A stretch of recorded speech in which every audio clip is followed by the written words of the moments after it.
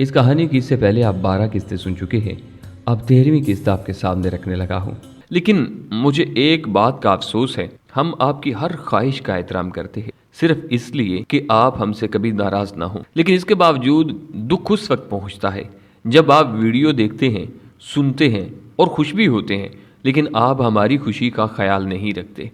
क्योंकि ना तो आप वीडियो को लाइक करते हैं और ना ही कमेंट्स करके बताते हैं। आप जानते हैं कि वीडियो के व्यूवर बहुत ज़्यादा होते हैं, लेकिन इसके बावजूद ना ही वीडियो को लाइक किया जाता है और ना ही कमेंट्स में अपनी आरा से हमें मुस्तफ़ीद किया जाता है। तो इस बारे में मैं क्या समझूं कि ये वही बात है ना कि जिस तरह ये कहा जाता है कि ये दौर नफसा नफसी का है, तो हर किसी को बस सिर्फ अपनी खुशी की है। क्या हमारा और आपका रिश्ता नहीं है? क्या आप हमारी भी खुशी का ख्याल कर लें?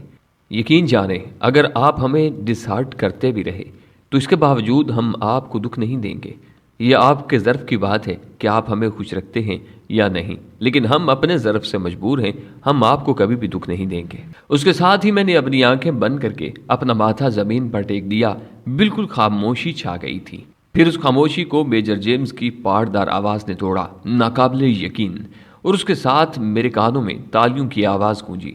तमाम स्नाइपर्स आहिस्ता आहिस्ता उसी फायरिंग अड्डे के करीब जमा हो गए थे। मुबारक हो ज़ीशान भाई, सरदार खान की खुशी से चहकती हुई आवाज़ ने मेरे कानों में रस अंडेला और मैं गहरा सांस लेकर खड़ा हो गया। सरदार खान पुरजोश अंदाज में मुझसे लिपट गया था। मैंने स्क्रीन की जानिब निगाह उड़ाई। ये गोली पहले वाली दोनों गोलियों के दरमियान लगी थी। सरदार खान से गले मिलकर मैं जैसे ही आगे बढ़ा, मेजर जेम्स ने मुझे बाहों में भरकर मेरा माथा चूम लिया और उसके बाद फर्दन फर्दन तमाम मिलने लगे। श्रीकांत और राजपाल वहां से खिसक लिए थे कि कोशिश के बावजूद मुझे नजर ना आए। जेनिफर अलबत्ता एक जानिब खड़ी होंठ काट रही थी। उसने गहरी नज़रों से मेरी जानिब देखा ज़रूर था, मगर मुबारकबाद देने आगे नहीं बढ़ी थी। मैंने एक लम्हे के लिए उसकी आंखों में आंखें डालकर देखा और फिर अपनी राइफल की जानिब बढ़ गया, क्योंकि मेजर जेम्स ने वापसी का ऐलान कर दिया था। अपनी राइफल को बैग में रखता हुआ सरदार खान दोबारा मुझसे लिपट गया। शुक्रिया ज़ीशान भाई, तुमने मुझे बहुत बड़ी शर्मिंदगी और पशीमानी से बचा लिया। नहीं सरदार, शुक्रिया तुम्हारा कि मुझे ये मौका फराहम किया, वरना दूसरी सूरत में मैं कभी भी इतना बड़ा रिस्क न ले पाता। इन बनियों की शक्लें तो उस वक्त दिखने वाली थीं जब तुम 1800 मीटर से दूसरी गोली भी हिट करने में कामयाब हो गए थे। वैसे नज़र नहीं आए। नज़र तो अब वो काफ़ी दिन नहीं आएंगे, सरदार खान ने कहका लगा कर कहा, और हम पार्किंग में खड़ी लग्जरी बस की तरफ बढ़ गए। एतवार का दिन हम दिन चढ़े तक सोते रहे। उठे तो दोपहर के खाने का वक्त था। हवाई ज़रूरिया से फारिग होकर हम डाइनिंग रूम की जानिब बढ़ गए। वहाँ हमें बस चंद आदमी ही नजर आए। जापानी लिजोना अपने साथी के हमरा मौजूद थी। मुझे देखते ही वो मुस्कुराने लगी। लो जी, तुम्हारी कारकर्दगी देखकर लड़कियां काफ़ी मुतासर हुई हैं। ये तो हर किसी को हंस कर मिलती है, बहुत सादा सी है। उसे कहकर मैंने लिजोना और उसके साथी को हेलो कहा। मुझसे तो कभी हंस कर नहीं मिली, न कभी बात की है। सरदार खान ने मुंह बनाया। उर्दू या पश्तो बोलना उसे आता नहीं। जापानी और इंग्लिश से तुम नावाकिफ हो तो उसे अपनी हंसी ज़ाया करने की क्या ज़रूरत है भला। कैसे हो मिस्टर ज़ीशान? हमारे कुर्सियां संभालते ही लिजोना ने पूछा। बिल्कुल ठीक हूँ सिस्टर, मैंने खुश दिली से कहा। वैसे अगर मैं जापानी सीख लूँ तो? सरदार खान ने मेरे कान में सरगोशी की। क्या फ़ायदा, जब तक तुम जापानी सीखोगे लिजोना बूढ़ी हो चुकी होगी। तुम मेरे बारे क्या कह रहे हो अपने साथी को? मेरे होठों से अपना नाम सुनकर लिजोना ने दिलचस्पी से पूछा। मैंने बगैर लगी लिपटी रखे कहा, मेरा साथी जापानी ज़ुबान सीखने में दिलचस्पी जाहिर कर रहा था, तो मैंने मशवरा दिया कि इसका कोई फ़ायदा नहीं, क्योंकि जब तक तुम जापानी ज़ुबान सीखोगे लिजोना बूढ़ी हो चुकी होगी। लिजोना और मान यन ली ने ज़ोरदार कहका लगाया। मोहतरम, यकीनन तुमने असल बात फूट दी होगी, इसीलिए ये दोनों इतना ज़ोर से हंसे हैं। सरदार ने कहा, वैसे सौदा घाटे का नहीं हुआ। हंसते हुए ये और भी खूबसूरत लगती है। इसे बता दूं, कह दूं मेरी सेहत पर क्या असर पड़ता है। बात बिगड़ने लगी तो मैं मुकर जाऊंगा। उन्हें कौन सा उर्दू ज़ुबान समझ में आती है। वैसे तुम्हारा साथी चाहे तो मैं उसे बूढ़ा होने से पहले जापानी ज़ुबान सिखा सकती हूँ। लिजोना ने शरारत भरे लहजे में कहा। मैंने उसकी बात का तर्जुमा सरदार खान के सामने दोहरा दिया। मुकम्मल ज़ुबान सीखने की ज़रूरत नहीं, बस इतना ही सिखा दे कि किसी को आई लव यू कैसे कहते हैं। और मेरे मुंह से सरदार का जवाब सुनकर मान जिन ली तो ज़ोर ज़ोर से हंसने लगा। अलबत्ता लिजोना शर्मा कर कहने लगी, शक्ल से तो बहुत भोला लगता है। واقعی میں یہ سب کچھ اسی نے کہا ہے یا تم اپنی طرف سے کہہ رہے ہو؟ تمہیں کیسے یقین آئے گا؟ اچھا چھوڑیں، وہ اپنے سامنے دھری پلیٹ کی طرف متوجہ ہوگی، کیا کہہ رہی ہے؟ سردار خان نے بے تابی سے پوچھا۔ خان صاحب، میرا خیال ہے چنارے بیگم کے ہاتھوں حرام موت مرنے سے بہتر ہے تم کسی مشن میں جام شہادت نوش کرو۔ اس میں چنارے بیگم کہاں سے آن ٹپکی؟ اور اسے بھلا یہ کون بتائے گا؟ تو کیا لیزونا کے ہاتھوں گولی کھانی ہے؟ کافی اچھا نشانہ ہے، کل 10 پوائنٹ حاصل کیے ہیں محترمہ نے۔ اب تم نے پھر اس کا نام لے لیا اور وہ ہماری جانب دیکھ رہی ہے، کیا سوچ رہی ہوگی ہمارے بارے میں؟ لیزونا کو اپنی جانب گھورتا پا کر سردار خان پریشانی سے بولا۔ میں نے اطمینان سے کہا ہمارے نہیں تمہارے بارے خان صاحب۔ لیزونا نے ٹیشو اٹھا کر ہاتھ صاف کیے اور اپنی نشست سے اٹھتے ہوئے بولی، ویسے میں کافی بہت اچھی بناتی ہوں ذیشان صاحب۔ مان جن لی بھی اس کی تلقید میں کھڑا ہو گیا تھا۔ ضرور، ڈنر کے بعد ہم تمہارا ٹیسٹ لینے آئیں گے، سر آنکھوں پر۔ وہ ایک گہری نگاہ سردار خان پر ڈال کر مان جن لی کے ساتھ چل پڑی۔ ضرور میرے بارے کچھ برا کہا ہوگا جب بھی تم بڑی خوش اخلاقی کا مظاہرہ کر رہے تھے۔ ان کے ڈائننگ ہال سے نکلتے ہی سردار خان شکوہ کنا ہوا۔ نہیں یار، وہ کافی پینے کی دعوت دے رہی تھی تو ٹھیک ہے نا، انکار کیوں کر دیا؟ سردار خان نے کھانے سے ہاتھ کھینچ لیے تھے۔ انکار کہاں کیا ہے، رات کے کھانے کے بعد جائیں گے۔ چلو پھر ٹھیک ہے۔ سردار خان دوبارہ کھانے کو جڑ گیا۔ سنائپر لڑکیاں علیحدہ بلاک میں تھیں۔ اگر مجھے معلوم ہوتا کہ جینیفر لیزونا کے روم میٹ ہے تو میں کبھی بھی وہاں نہ جاتا۔ جس وقت ہم دونوں لیزونا کے کمرے میں پہنچے وہ اکیلی بیٹھی ٹی وی پر کوئی جاپانی فلم دیکھ رہی تھی۔ آئے ذیشان صاحب، اس نے فردن فردن ہم دونوں سے مصافحہ کیا۔ بیٹھیں۔ اس نے بیڈ کی جانب اشارہ کیا۔ ہم دونوں اس کے بیڈ سے متصل پڑے بیڈ پر بیٹھ گئے۔ مان جن لی نظر نہیں آ رہا؟ میں نے بیٹھتے ہوئے پوچھا۔ ابھی اپنے کمرے کی طرف گیا ہے، اسے نیند آئی ہوئی تھی۔ اگر تم نے بھی سونا ہو تو؟ وہ قطع کلامی کرتے ہوئے سرات سے بولی، نہیں میں اتنا جلدی نہیں سوتی۔ سردار نے میرے کان میں سرگوشی کی۔ مجھے اس کی صورت دکھانے ساتھ لائے ہو؟ میں نے مسکراتے ہوئے کہا، کیا یہ کم ہے؟ مجھے ہنستے دیکھ کر لیزونا بھی اپنے ہونٹوں پر تبسم بکھیرتے ہوئے پوچھنے لگی، کیا بات ہو رہی ہے؟ کہہ رہا ہے مجھے اپنا مترجم بنا کر لایا ہے اور میں نے خود تم سے گپ شپ ہانکنی شروع کر دی ہے۔ اچھا، بڑا تیز ہے یہ، وہ مانی کے لہجے میں کہتے ہوئے کھڑی ہوئی۔ میں کافی بنا دوں۔ وہ کونے میں بنے کیبنٹ کی طرف بڑھ گئی جہاں الیکٹرک کیتلی رکھی ہوئی تھی۔ کیا کہہ دیا اسے؟ وہی جو تم نے کہا، ساتھ اس کا جواب بھی بتا دیا کرو۔ کافی بنا رہی ہے؟ کافی تو ہم اپنے کمرے میں بھی بنا کر پی سکتے تھے۔ سردار نے منہ بنایا۔ اسی وقت کمرے کا دروازہ کھول کر جینیفر اندر داخل ہوئی۔ ہم دونوں پر نظر پڑتے ہی وہ ٹھٹک کر رک گئی تھی۔ جینی آؤ۔ اسے دیکھتے ہی لیزونا خوش دلی سے بولی، مہمانوں کے لیے کافی بنا رہی ہوں، تم لینا پسند کرو گی؟ جینیفر نے اس کی بات کا جواب دیے بغیر سخت لہجے میں کہا، یقیناً مہذب لوگوں کو یہ زیب نہیں دیتا کہ کسی کے بیڈ پر اس کی اجازت کے بغیر بیٹھنے کی زحمت کریں۔ جینی سوری، تمہیں برا لگا، اصل میں انہیں میں نے یہاں بیٹھنے کو کہا تھا۔ اس کا تلخ لہجہ سن کر لیزونا گھبرا گئی تھی۔ میں سردار کا ہاتھ پکڑ کر کھڑا ہو گیا۔ ہمیں نہیں معلوم تھا کہ یہ تمہارا بیٹ ہے، ورنہ کبھی ایسی جسارت نہ کرتے۔ عذر گناہ بدتر از گناہ۔ جینیفر نے انگریزی میں جو کچھ کہا اس کا بامحاورہ ترجمہ یہی بنتا تھا، اوکے لیزونا، پھر کبھی صحیح۔ لیزونا کو کہہ کر میں نے سردار کو چلنے کا اشارہ کیا۔ پلیز ذیشان بیٹھے نا، میرے بیڈ پر بیٹھ جائیں یا یہ کرسیاں لے لیں۔ لیزونا نے ایک کونے میں پڑی ہوئی 2 کرسیوں کی جانب اشارہ کیا۔ وہ جینیفر کے رویے اور ہمارے رد عمل پر پریشان ہو گئی تھی۔ نہیں شکریہ، تمہاری طرف سے کافی ہو گئی۔ یہ کہہ کر میں سردار کے ساتھ باہر جانے لگا۔ میری طرف سے سخت جواب نہ ملنے پر جینیفر نے مزید کوئی بات نہیں کی تھی، بس خاموش کھڑی کڑے تیوروں سے مجھے گھورتی رہی۔ اب کیا ہوا؟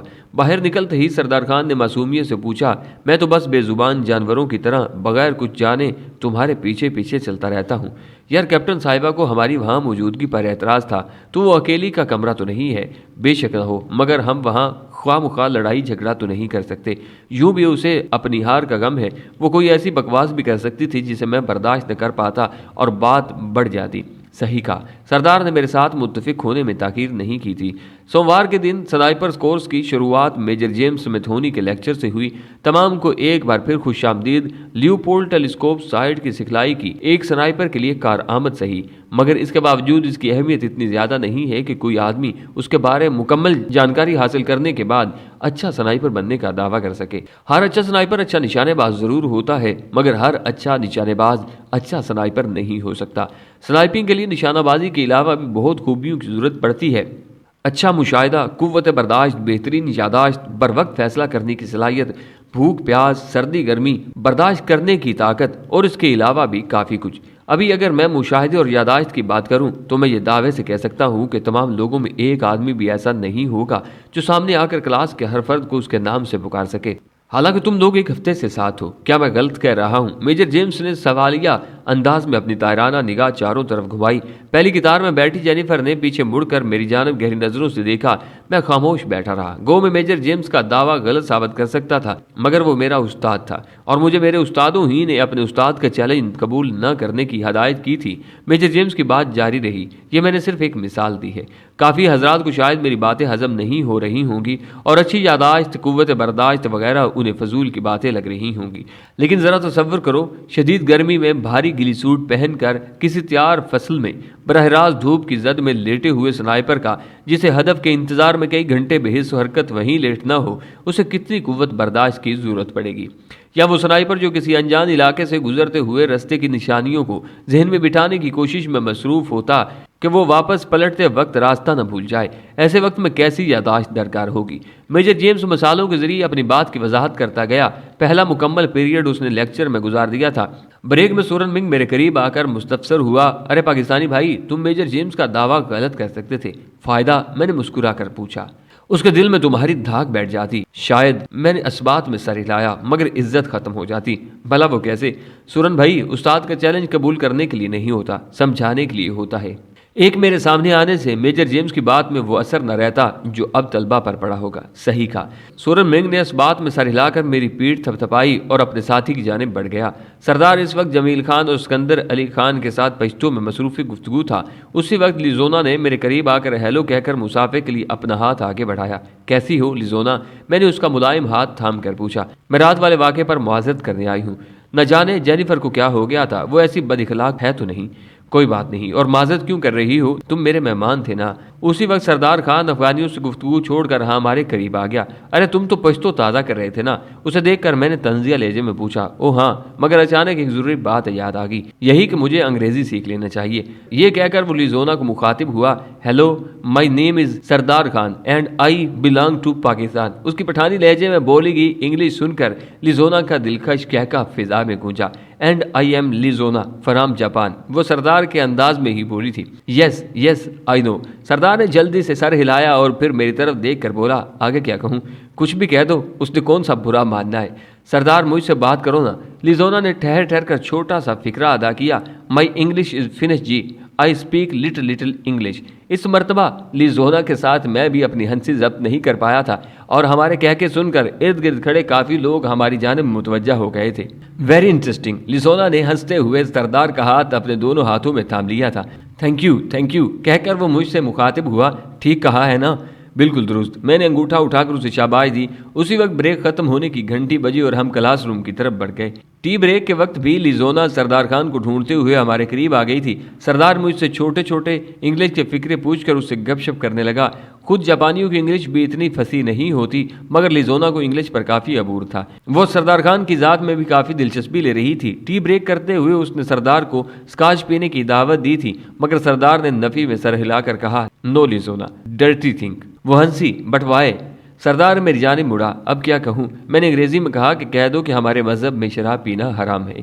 چونکہ لیزونا بھی میری بات سن رہی تھی، اس لیے سردار کے دوبارہ دہرانے سے پہلے وہ مجھ سے مخاطب ہوئی، لیکن ذیشان، کھانے پینے کی چیز کا مذہب سے کیا تعلق؟ اسلام ایک مکمل ضابطہ حیات ہے اور ایک مسلمان کے لیے صرف عبادت کرنا ضروری نہیں ہوتا، بلکہ ہر کام میں مذہب سے پوچھ کر قدم اٹھانا ہوتا ہے۔ اس نے دلچسپی سے پوچھا، تو کیا تم ہر کام میں مذہب کی مکمل پیروی کرتے ہو؟ ہم دونوں کی حد تک تو میرا جواب نفی میں ہوگا، البتہ ہمارے ملک میں ایسے لاکھوں مسلمان موجود ہیں جو ہر کام میں مذہب کی شمولیت کو لازم خیال۔ جب ہر بات پر عمل نہیں کرتے تو شراب پینے میں کیا مذائقہ ہے؟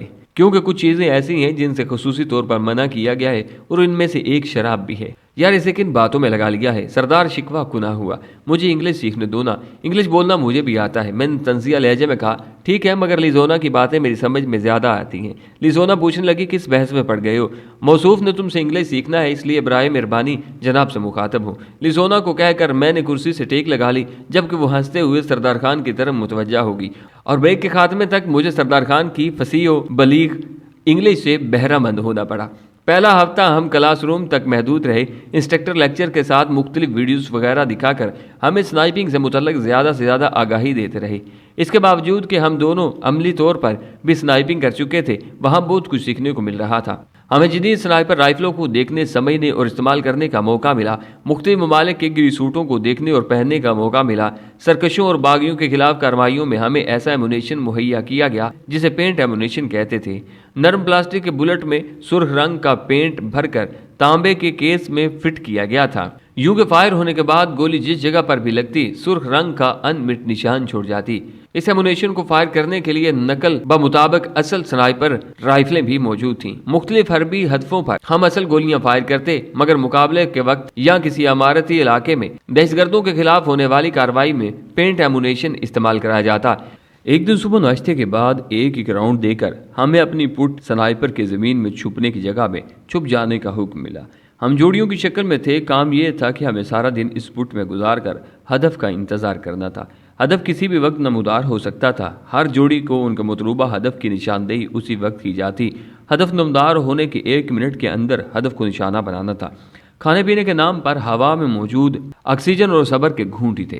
ہماری حرکات پر نظر رکھنے کے لیے ہر پٹ پر ایک کیمرہ بھی نصب تھا جو ذرا سی بے قاعدہ حرکت کو اجاگر کر کے سنائپر کی کارکردگی نمبرز میں نمایاں کمی کرا سکتا تھا۔ علاقہ سرسبز تھا، اس لیے ہم نے پٹ بناتے وقت سبزے کا استعمال زیادہ سے زیادہ کیا تھا۔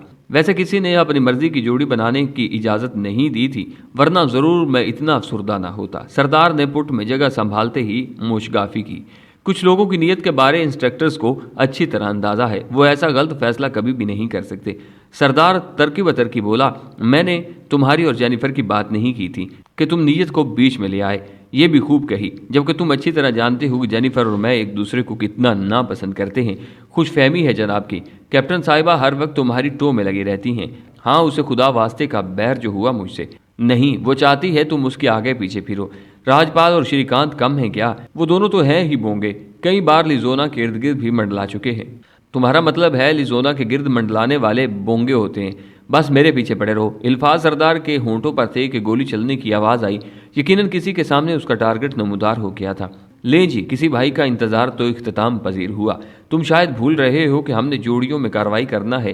ہاں یہ تو ہے، سردار نے اسبات میں جواب دیا۔ اچانک میرے سامنے پڑے میسج ریسیور پر ہلکی سی ٹیون کے ساتھ ایک میسج نمودار ہوا۔ سردار خان کے لیے 90 ڈگری، فاصلہ 500 میٹر، سرخ رنگ کا غبارہ، وقت 1 منٹ۔ میں نے پٹ بناتے وقت شمال کی سمت کے تعین کے لیے ایک پتھر رکھ لیا تھا اور شمال کی سمت اتفاق سے ہماری ناک کی سیدھ میں بن رہی تھی۔ میں نے فوراً سردار کو مطلع کیا، سردار پورا دائیں طرف 500 میٹر کے فاصلے پر نظر آنے والا سرخ غبارہ تمہارا ہدف ہے، تمہارا وقت شروع ہے۔ اوکے باز۔ بغیر کسی پریشانی کے سردار نے ٹیلیسکوپ سائٹ پر 500 میٹر کی رینج لگائی اور دائیں سمت مڑ کر دور نظر آنے والے غبارے پر شست باندھ لی۔ ہر سنائپر کے پاس فائر کرنے کے لیے 1 منٹ کا وقت تھا۔ میری نگاہ گھڑی پر تھی، سردار کو 35 سیکنڈ ہو گئے تھے۔ اطمینان سے سردار، تمہارے پاس 25 سیکنڈ ہے۔ اسے کہتے ہوئے میری نگاہ گھڑی کی سیکنڈ والی سوئیوں پر تھی۔ 15 سیکنڈ بقایا، 50 سیکنڈ ہو گئے اور اس کے ساتھ ہی سردار نے ٹریگر دبا دیا تھا۔ گولی چلنے کے دھماکے کے ساتھ میں نے غبارہ پھٹتے دیکھا۔ شاباش سردار، میں نے اسے داد دیتے ہوئے کہا، لیکن وقت زیادہ لگا ہے۔ سردار نے منہ بنایا، تم خود کہہ رہے تھے کافی وقت ہے اور اب کہہ رہے ہو کہ وقت زیادہ لگا ہے۔ وہ تو میں اس لیے کہہ رہا تھا کہ کہیں گولی مس ہی نہ کر دو، ورنہ ہر 5 سیکنڈ کا ایک بونس نمبر ہے۔ تو کیا جس نے پہلے 5 سیکنڈ میں نشانہ بنا لیا اسے 11 بونس نمبر ملیں گے؟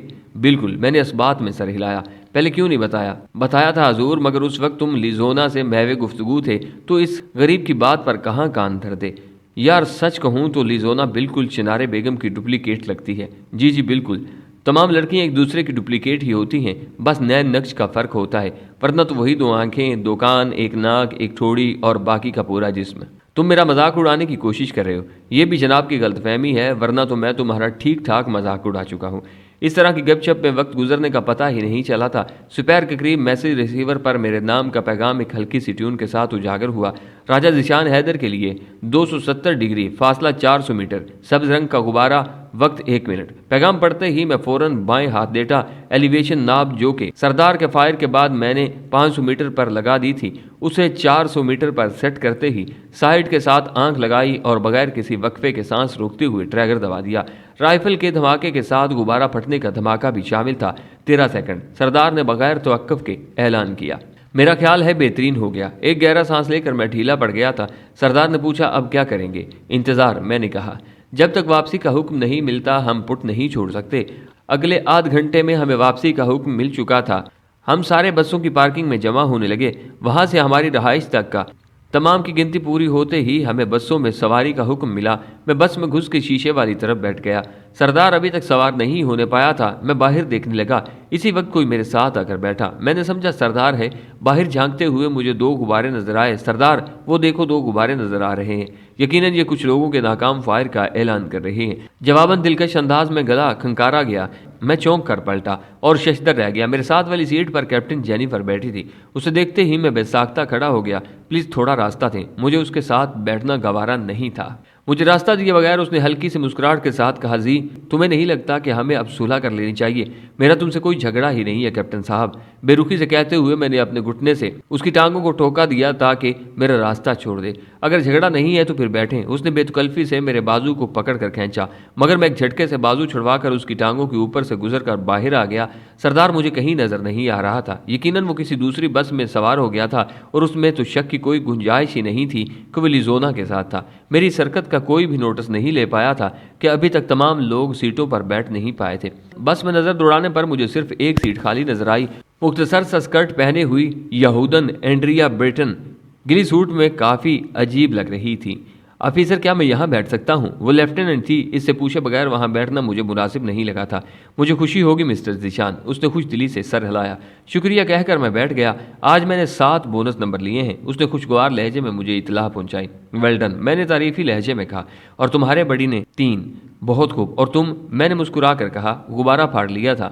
شاید تم بتانا نہیں چاہتے۔ کیا؟ یہی کہ تم نے کتنے سیکنڈ میں گولی فائر کر لی تھی؟ میرا ساتھی تو 13 سیکنڈ بتا رہا تھا۔ وہ گہرا سانس لیتے ہوئے بولی، میں جانتی تھی میری خوشی زیادہ دیر باقی رہنے والی نہیں ہے۔ میں تو تمہاری خوشی کو کل تک برقرار رکھنا چاہ رہا تھا، تم نے خود ہی اگلوا لیا۔ اس نے معصومیت سے پوچھا، ویسے ہم آپس میں بڑی نہیں بن سکتے؟ شاید تم مسٹر پاسکو کے ہاتھوں میرا قتل کرانا چاہتی ہو۔ میں نے خوفزدہ ہونے کی اداکاری کی۔ پورا باڈی بلڈر ہے، معلوم نہیں کیا کھاتا ہے۔ اس کا سریلا کہکا گونجا۔ جینیفر پیچھے مڑ کر قہر آلود نظروں سے ہمیں گھورنے لگی تھی۔ یہ کیپٹن صاحبہ کو کیا ہوا؟ اینڈریا حیرانی سے پوچھنے لگی۔ کیا پتا، تمہارا کہکا ان کی طبع نازک پر گراں گزرا ہو۔ کیپٹن ہوگی یا امریکن آرمی کی، اینڈریا نے منہ بنا کر کہا۔ ویسے پتا ہے، کورس سے واپسی پر میں نے بھی کیپٹن کا رینک لے لینا ہے۔ میں نے جلدی سے کہا، پیشگی مبارکباد ہو۔ شکریہ، اور اس خوشی میں تمہیں ڈنر کرا سکتی ہوں؟ نہیں افیسر، شکریہ، یوں بھی جب سے ہم آئے ہیں باہر نہیں نکلے۔ پھر تو ڈنر اور ضروری ہو جاتا ہے، وہ اصرار کرنے لگی۔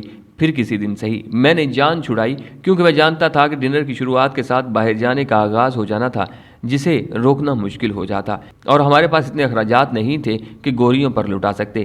آرمی کے خرچے پر امریکہ میں کورس کے لیے جانا ایک علیحدہ بات تھی، ورنہ اپنی محدود تنخواہ میں تو ہم بس عزت کی روٹی کھا سکتے تھے۔ جیسے تمہاری مرضی، اس نے مزید اصرار نہیں کیا تھا۔ رہائش پر پہنچ کر ہم نیچے اترے۔ اینڈریا نے پرجوش مسافے کے ساتھ مجھے الوداع کہا اور میں اپنے کمرے کی جانب بڑھ گیا۔ پارکنگ سے ہمارا کمرہ نزدیک ہی تھا۔ کمرے میں گھستے ہی میں بیڈ پر بیٹھ کر اپنے جوتوں کے تسمے کھولنے لگا۔ اچانک دروازے پر دستک ہوئی۔ آ جاؤ، میں نے حیرانگی سے کہا، کیونکہ سردار کبھی بھی دروازہ کھٹکھٹانے کی زحمت نہیں کرتا تھا۔ دروازہ کھول کر جینیفر اندر داخل ہوئی۔ اسے دیکھ کر میں ششدر رہ گیا۔ اندر داخل ہوتے ہی وہ بغیر کسی تمہید کے بولی، زی، تم نے اچھا کیا جو مس اینڈریا کے ساتھ ڈنر کی حامی نہیں بھری۔ میں تمہیں کبھی بھی اس کے ہمراہ جانے کی اجازت نہ دیتی۔ گہرا سانس لے کر میں نے اپنے غصے کو نارمل کیا اور اس کی بات کا جواب دیے بغیر بایاں جوتا اتار کر دائیں جوتے کے تسمے کھولنے لگا۔ اسی وقت سردار کمرے میں داخل ہوا۔ ذیشان بھائی آج، وہ مجھے کچھ بتانے لگا تھا، مگر جینیفر کو دیکھتے ہی بات بدلتے ہوئے بولا، hello captain, how are you? وہ مسکرائی، فائن مسٹر سردر۔ اس نے مصافحے کے لیے سردار کی طرف ہاتھ بڑھایا۔ اس کا ہاتھ تھامتے ہوئے سردار نے کہا، نائس ٹو میٹ یو۔ وہ مکمل انگریزی جھاڑنے کے چکر میں تھا۔ ہاؤ سویٹ، تم نے تو انگلش میں بھی مہارت حاصل کر لی۔ جینیفر نے کھلے دل سے اس کی انگریزی کو سراہا۔ شکریہ کیپٹن، یہ بس لیزونا کی مہربانی ہے۔ سردار نے سارا کریڈٹ لیزونا کے کھاتے میں ڈال دیا تھا۔ ویسے آج ڈنر کے بارے میں کیا خیال ہے؟ باہر چلیں؟ اس نے ایک دم سردار کو مشورہ دیا۔ لیزونا کو بھی ساتھ لے چلیں گے۔ یہ کیا کہہ رہی ہے، ڈنر اور لیزونا؟ سردار مجھ سے پوچھنے لگا۔ جینیفر کی تیزی سے بولی کی انگلش اس کے سر پر سے گزر گئی تھی۔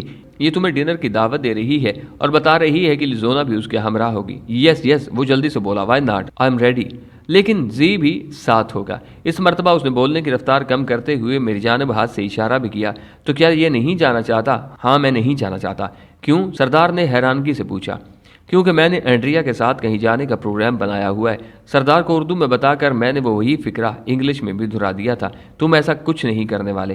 जेनिफर ने गम और गुस्से की मिली जुली कैफियत में कहा, तुम कौन होती हो मुझे रोकने वाली? मैं तन कर खड़ा हो गया। सरदार ने घबरा कर कहा, अरे तुम तो लड़ने लगे, तुम मेरे साथ जाओगे। जेनिफर भी मेरे सामने आकर खड़ी हो गई थी। क्यों, मैं तुम्हारा जर खरीद गुलाम हूँ? वो बेबाकी से बोली, नहीं, बल्कि इसलिए कि मैं तुम्हें पसंद करती हूँ, मगर तुम्हारी मुझे पसंदीदगी की बिल्कुल जरूरत नहीं है। झूठ कहते हो, झूठे। कैप्टन साहिबा, तुम ज्यादती कर रही हो। जीशान भाई, तुम गिली सूट उतारो, और मैडम तुम भी जाकर गिली सूट बदली करो, फिर बात करते हैं। सरदार ने अपनी टूटी फूटी अंग्रेजी में उस तक अपनी बात पहुंचाई। ओके, मैं कपड़े तब्दील करके आती हूँ। जेनिफर इस बात में सर हिलाते हुए बाहर निकल गई। तुम किस खुशहमी में इतना चहक रहे हो? मैं सरदार पर बर्फ पड़ा। जेनी भाभी हमारे कमरे में आई थी, अब खुशी का इजहार भी ना करूं? बकवास ना करो यार। उसे झिड़क कर मैं वॉशरूम की तरफ बढ़ गया। डिनर पर जेनिफर नहायत खूबसूरत लिबास में नजर आई। मैं उसे नजरअंदाज किए सरदार से मैं गुफ्तगू रहा, मगर जब हम वापस आ रहे थे तो उसने सरदार को इशारे से अपने पास बुलाकर जाने क्या कहा। जवाबन सरदार ने इस बात में सर हिलाकर मेरे पास वापस आया और कहने लगा, जीशान भाई तुम कमरे में जाओ, मैं थोड़ी देर में आता हूँ। खैरियत तो है? मुझे बताओ क्या बात है। आखिर बताता हूँ। सरदार का अंदाज जान छुड़ाने वाला था। मैं कंधे उचकाते हुए अपने कमरे की तरफ चल पड़ा। ख्वामुखा का इसरार मुझे मुनासिब नहीं लगा था। कमरे में आए मुझे चंद मिनट ही हुए थे कि दरवाज़ा खटखटाकर जेनिफर अंदर दाखिल हुई।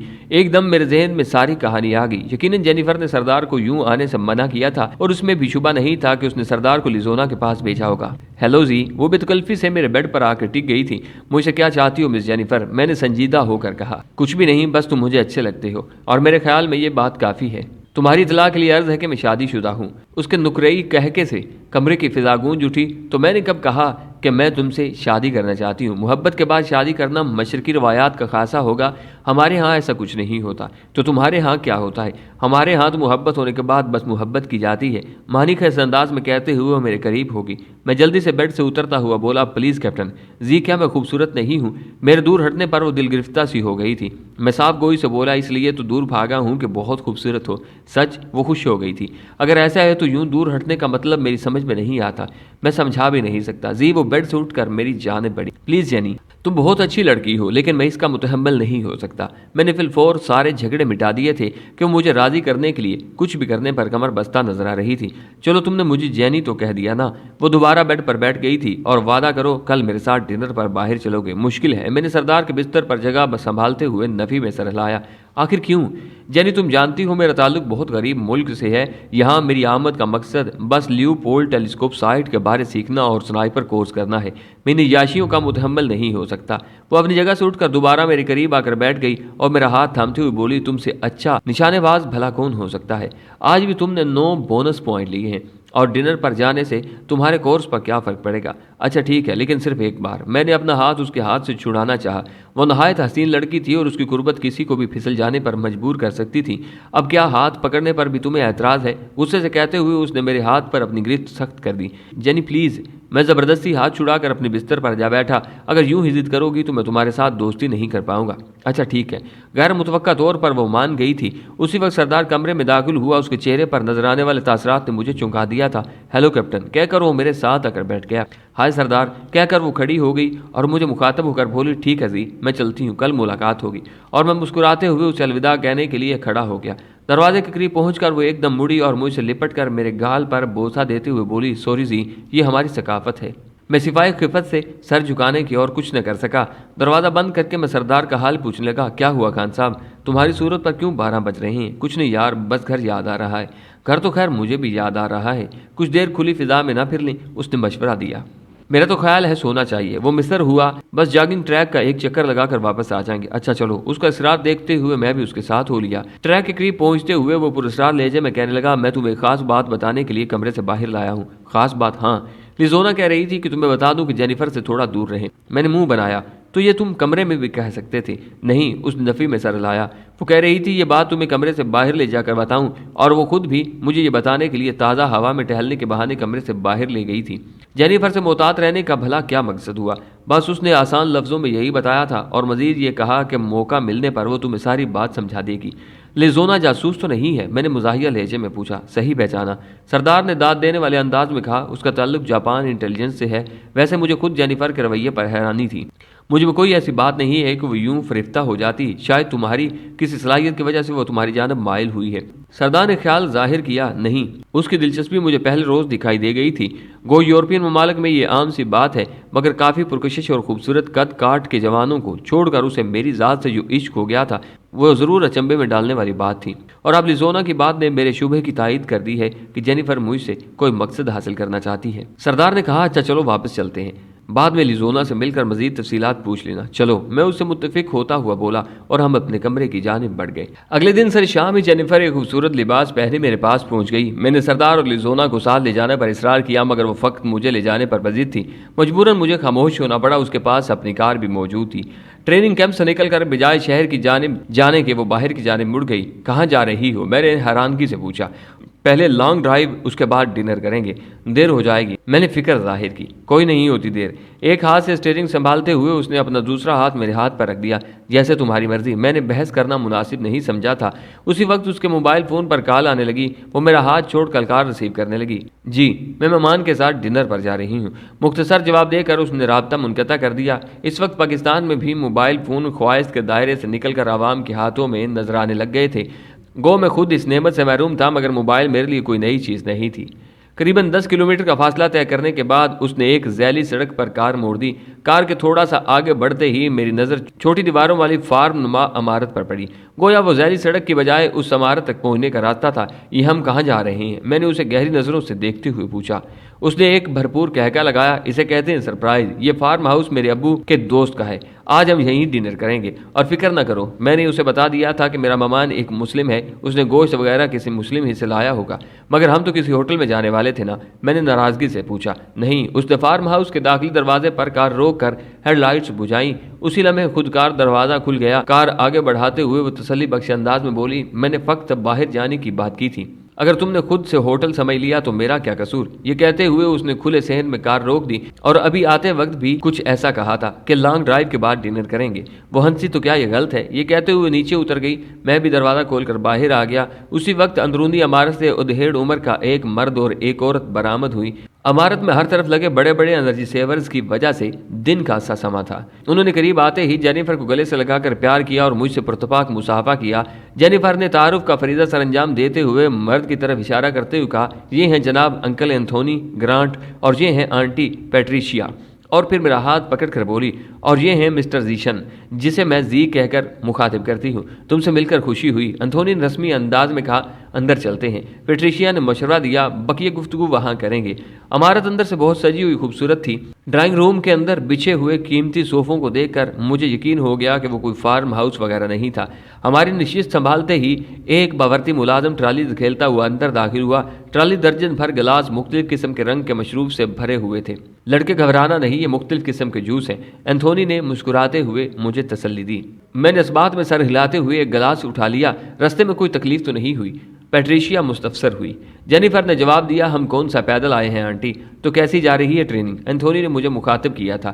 میں نے مختصر کہا، بہت اچھی۔ پیٹریشیا نے پوچھا، اس سے پہلے کبھی امریکہ آنا ہوا؟ نہیں آنٹی، یہ پہلا موقع ہے۔ تو پھر پسند آیا ہمارا ملک؟ اس کے لہجے میں دنیا کی طاقتور مملکت کا شہری ہونے کا غرور کوٹ کوٹ کر بھرا تھا۔ میں نے حقیقت بیان کرتے ہوئے کہا، کیا تبصرہ کروں، آج پہلی بار ٹریننگ کیمپ سے نکلا ہوں اور وہ بھی رات کے وقت۔ اینتھونی نے کہا، اتوار کو چھٹی ہوتی ہے، گھوم پھر لیا کرو۔ اسے ٹریننگ میں پہلی پوزیشن کے حصول کا بخار چڑھا ہے، چھٹی کے دن بھی ٹریننگ میں جتا رہتا ہے۔ کافی دیر سے خاموش بیٹھی جینی نے شوق لہجے میں کہا، ویسے یہ زیادتی ہے اپنے ساتھ کہ امریکہ میں آ کر اس طرح ٹریننگ کیمپ میں محدود ہو کر بیٹھا رہا جائے۔ اینتھونی نے افسوس بھرے انداز میں سر ہلایا، میرا خیال ہے پہلے ڈنر کرتے ہیں، باقی گپیں بعد میں ہانکیں گے۔ جینیفر نے پیٹ پر ہاتھ پھیرتے ہوئے کہا۔ پیٹریشیا اور اینتھونی مسکرا کر کھڑے ہو گئے۔ میں نے بھی ان کا ساتھ دیا تھا۔ وسیع ڈائننگ ٹیبل مختلف لوازمات سے بھری ہوئی تھی۔ لڑکے، چکن اور بیف ایک مسلم کی دکان سے خریدا ہے، بلکہ یہ ساری ڈشیں پکانے والا بھی ایک انڈین مسلم ہے۔ میں نے جینی کی ہدایات پر پورا عمل کیا ہے، تم بے فکر ہو کر ہر ڈش پر ہاتھ صاف کر سکتے ہو۔ شکریہ انکل۔ جینی نے اینتھونی کا شکریہ ادا کرنے میں دیر نہیں لگائی تھی۔ کھانا کھانے کے بعد ہم دوبارہ ڈرائنگ روم میں آ گئے تھے۔ اینتھونی اور پیٹریشیا مجھ سے پاکستان کے بارے مختلف سوالات کرنے لگے۔ طالبان کی حکومت کے خاتمے کے بعد دہشت گردی کی اٹھنے والی لہر زیادہ تر ان کے سوالات کا موضوع رہی۔ اچھا، تم لوگوں کے لیے اوپر والا کمرہ ٹھیک کر دیا تھا، ہم آرام کرنے جا رہے ہیں، تم بھی انجوائے کرو۔ اینتھونی پیٹریشیا کو ساتھ لیے کھڑا ہو گیا۔ میں نے گھبرا کر کہا، نہیں، ہم واپس جائیں گے۔